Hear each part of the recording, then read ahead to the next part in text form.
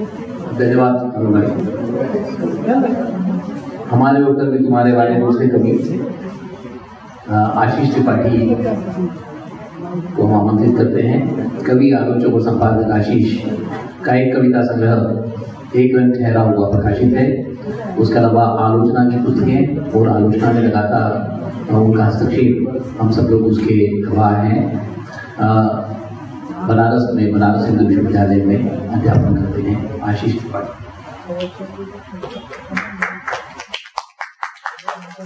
सबको प्रणाम। पहली कविता का शीर्षक है मुखौटे। राजा को प्रिय है मुखौटे। राजा जब भी जाते हैं मंच पर धर लेते हैं एक मुखौटा। उनके जलसा घर में मौजूद हैं अनंत मानवीय भावों वाले मुखौटे। जनसंहार का आयोजित करने के बाद वीरता का मुखौटा साहस पैदा करता है समर्थकों में।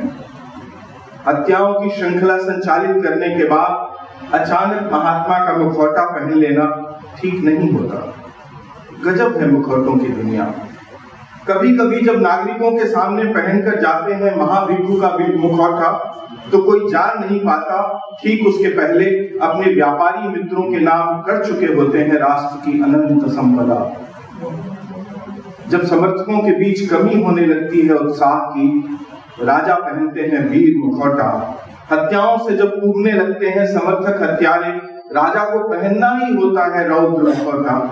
कमाल ढाते हैं राजा जब वे पहनते हैं विदूषक मुखौटा। कमाल ढाते हैं राजा जब वे पहनते हैं विदूषक मुखौटा। लूट लेते हैं लाखों की सभा, हंसी के समंदर में डूब जाती है जनता जब वे सभाओं में नकल उतार कर करते हैं विरोधियों का उपहास। बुद्ध का मुखौटा इन दिनों प्रिय है राजा। बुद्ध का मुखौटा इन दिनों प्रिय है राजा को।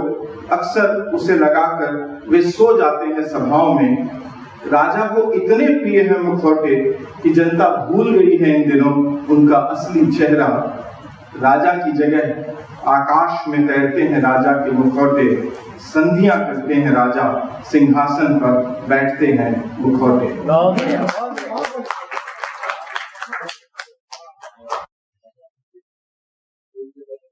दूसरी कविता है, इसका शीर्षक है क्षमा में जुड़े हैं मेरे हाथ।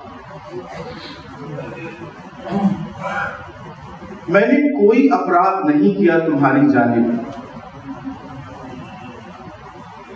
मैंने कोई अपराध नहीं किया तुम्हारी जानिब, फिर भी क्षमा में जुड़े हैं मेरे हाथ।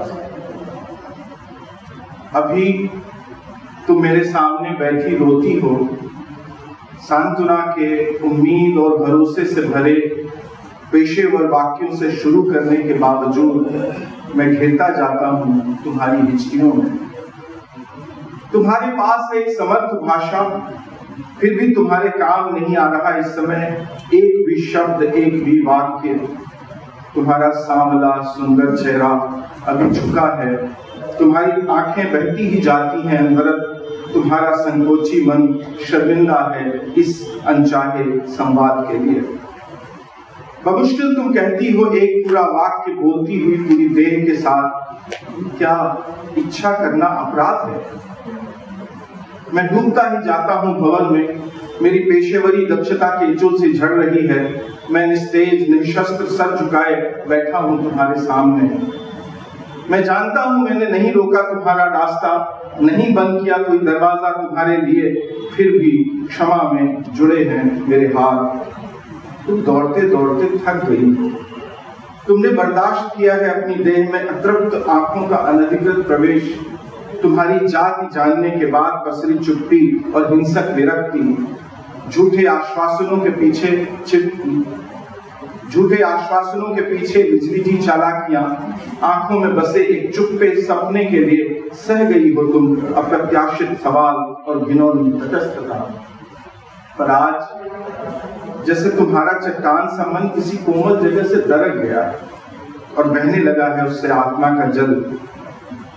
तुम स्त्री हो, तुम शूद्र हो, तुम निर्धन हो, तुम्हारा कोई पैरोकार नहीं। क्या इतने अपराध एक साथ पर्याप्त नहीं तुम्हारी हाथ की? तुम स्त्री हो, तुम शूद्र हो, तुम निर्धन हो, तुम्हारा कोई पैरोकार नहीं, क्या इतने अपराध एक साथ पर्याप्त नहीं तुम्हारी हार के लिए? मैं घिरा हूं अनगिनत सवालों से, धिक्कार से भर उठा है मेरा अंतस। मैं जानता हूं मेरी कोई हिस्सेदारी नहीं तुम्हारी पराजय में, पर मेरी कांपती आत्मा का जल अभी उमड़ता है तुम्हारी ओर। मेरी आंखों में उतरती जाती है सदियों की व्यथा। मैं शर्मिंदा हूं, क्षमा के लिए जुड़े हैं मेरे हाथ। और ये तीसरी और आखिरी कविता, इसका शीर्षक है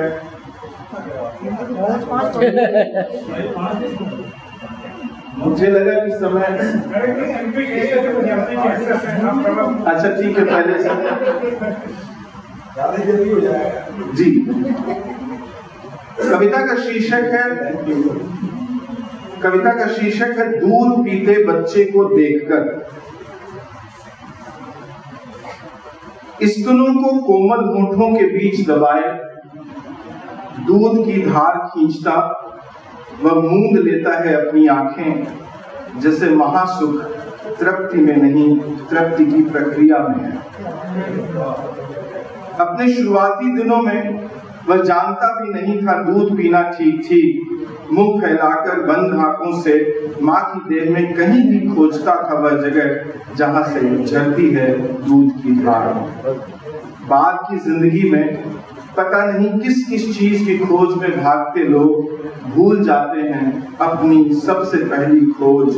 भूख का प्रश्न बेमानी हो जाता है अपनी भूख का इंतजाम होते ही।